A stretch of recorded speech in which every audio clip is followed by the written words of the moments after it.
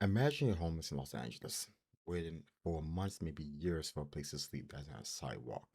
Now imagine someone just stole that money that was supposed to build that shelter.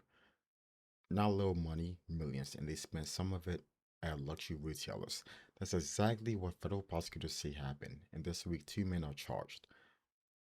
What's up, everyone? Today we're going to break down two federal fraud cases that dropped out of Los Angeles, and they are wild. We got a CFO who allegedly submitted fake bank records to state agency, and a real estate flipper who bought a house for $11 million and sold it to a homeless housing developer for $27 million using a secret double escrow to hide the whole thing. These cases are part of a brand new federal task force specifically targeting fraud in California's homelessness programs. Let's get into it. First up, Cody Holmes. He's 31 from Beverly Hills, and until recently, he was CFO of a company called Shangri-La Industries down in downtown Los Angeles, based a downtown LA based affordable housing developer. Now, California has a program called Home Key. The basic idea is the state gives grant money to developers to buy and convert properties into homeless housing. Great program on paper.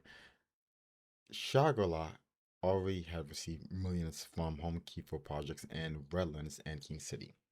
Then in October 2022, the California's Department of Housing and Community Development, the HCD, wired $25.9 million to Shangri-La for a new housing project in Thousand Oaks.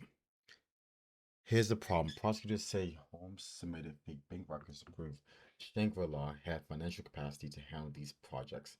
We're talking documents allegedly showing around $160 million in accounts controlled by Shangri-La and its affiliates. Those accounts, prosecutors say it didn't exist.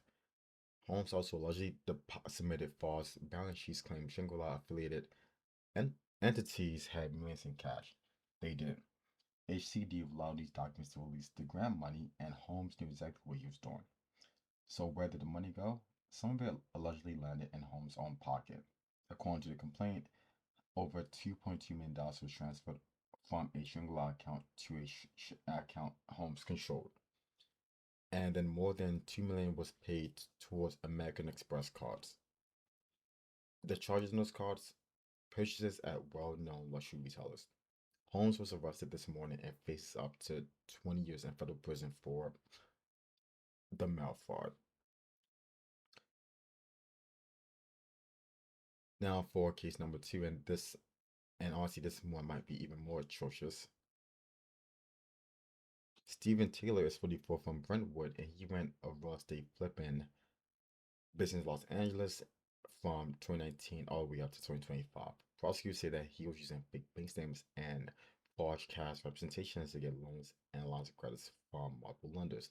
Where if that fraudulently obtained money, he was buying and refinancing properties across LA, Silver Lake, Los Feliz, Westlake, Delray, Pico Union, and Chevrolet Hills. But the Chevrolet Hills deal is the one that really stands out. Taylor bought that property for $11 million using a loan he got with a fake bank statement, prosecutors say. And he told the lender he planned to renovate it and live there by himself. That was a lie. He had already secretly contracted to sell the property to a homeless housing developer who was buying it with public funds from the city of LA and the state of California for $27 million. That's a $16 million profit on a flip. Using public money meant for homeless housing, and he had allegedly structured the whole thing as a hidden double escrow transaction so the lender and others wouldn't find out. It gets messier. Taylor also had multiple credit card lines open at the same time with different lenders. When one lender asked if he closed a $1 million credit line elsewhere, he said yes and sent what prosecutors say was a forged email from the other lender's employee confirmed that it was closed, but it wasn't closed. He kept drawing on it. Taylor is currently out on a $3.6 million bond, and if convicted on all counts, he faces up to 30 years per bank fraud charge. 10 years for money laundering, plus a mandatory 2-year consecutive sentence for aggravated identity theft. Now, here's what makes both the case significantly beyond just individual crimes. The acting U.S. Attorney for LA, Bill, said on the record this is the only tip of the iceberg. The FBI, criminal investigation, and the Federal Housing Finance Agency's Inspector General are all involved. This is a coordinated, ongoing task force, and they're signaling that more charges may be to come.